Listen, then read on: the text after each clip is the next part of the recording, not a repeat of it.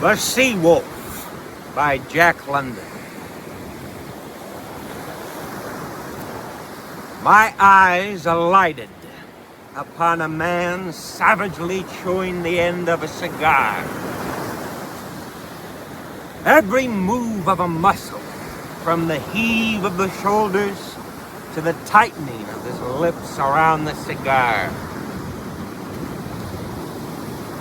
It was decisive and seemed to come from a strength that was overwhelming. It was a strength savage, ferocious, alive to the essence of life. The potency of motion, the elemental stuff out of which life has been molded. That which writhes in the body of a snake when the head is cut off.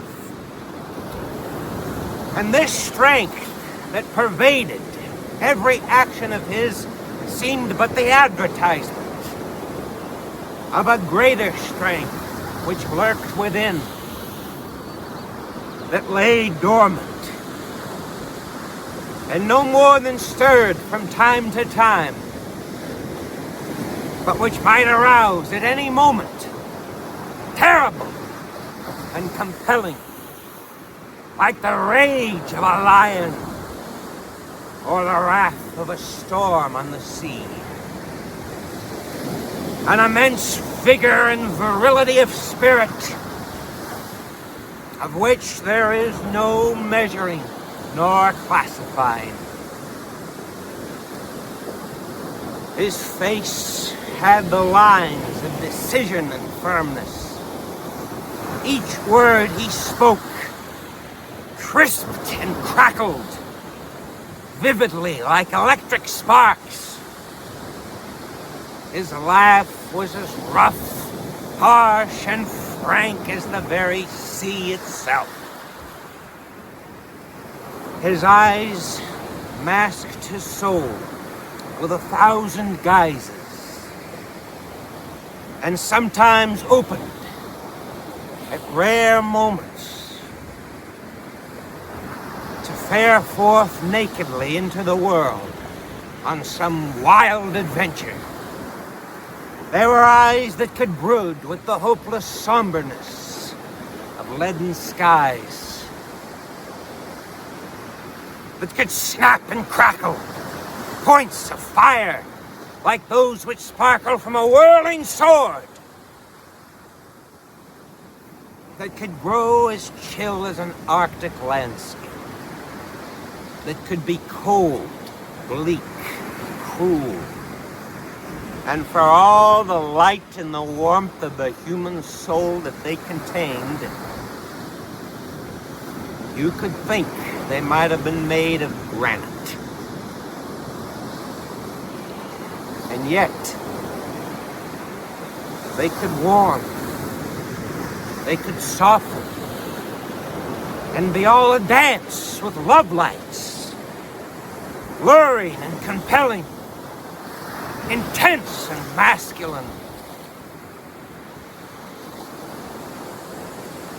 They were the eyes, the color of the clear azure of the deep sea. I was heating water on the cabin stove and getting things ready for dressing Wolf Larsen's wounds as he moved about, laughing and chatting and examining his hurts for the calculating eye. I had never before seen him stripped, and the sight of his body quite took my breath away. It has never been my weakness to exalt the flesh, far from it. But there is enough of the artist in me to appreciate its wonder.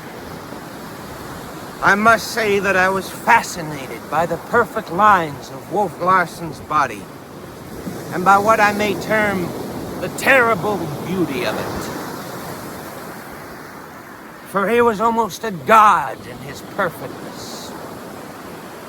As he moved about and raised his arms, the great muscles leaping and moving under the satiny skin. I remember his putting his hand up to feel the wound on his head, and my watching the biceps move like living things under a white sheet.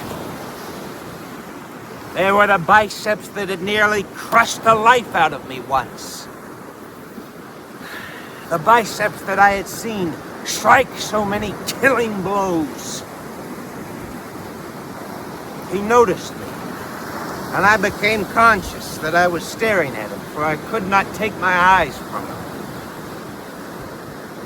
God made you well, I said. Did he? He answered. I have often thought so myself, at least, I said. And I wonder to what purpose God has made you this way, I began. Utility, he interrupted me. This body was made for use. These muscles were made to grip and tear and destroy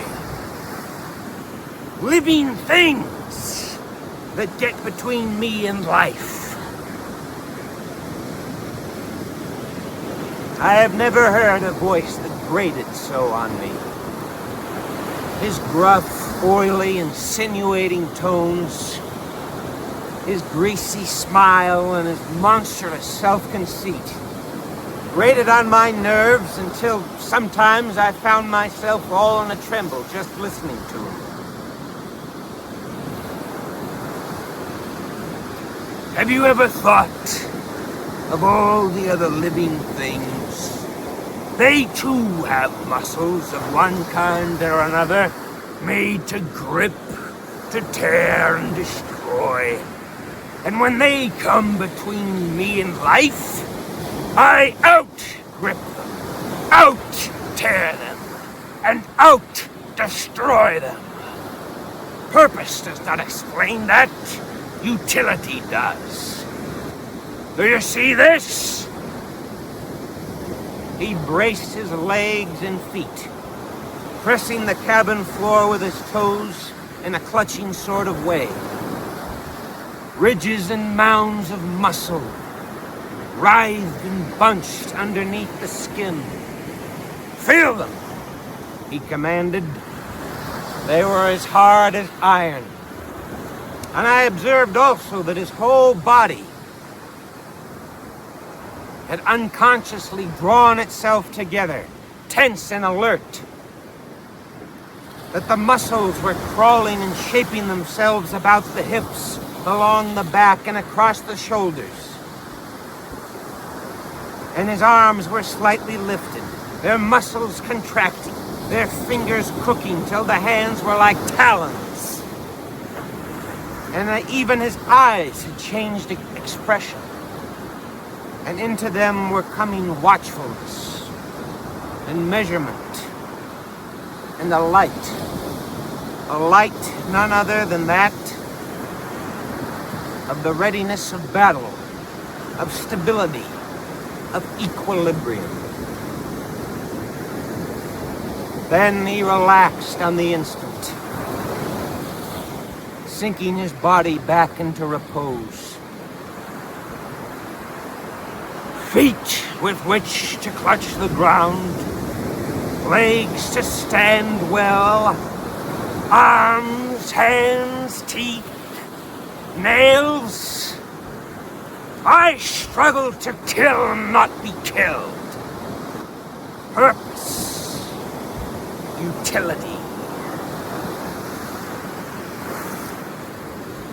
Purpose or utility, the better word, I did not argue. For I had seen the mechanism of the primitive fighting beast.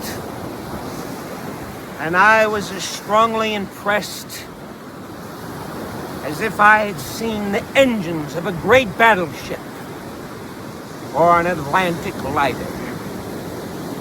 I'm Wolf Larsen, the king of the sea.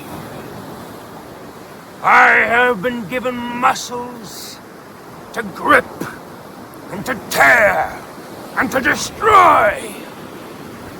And when anyone or anything gets in between me and life, then I'll out-grip, out-tear, and out-destroy them. If any man gets in my way, then I'll make soup out of him and eat it. Ha ha ha ha!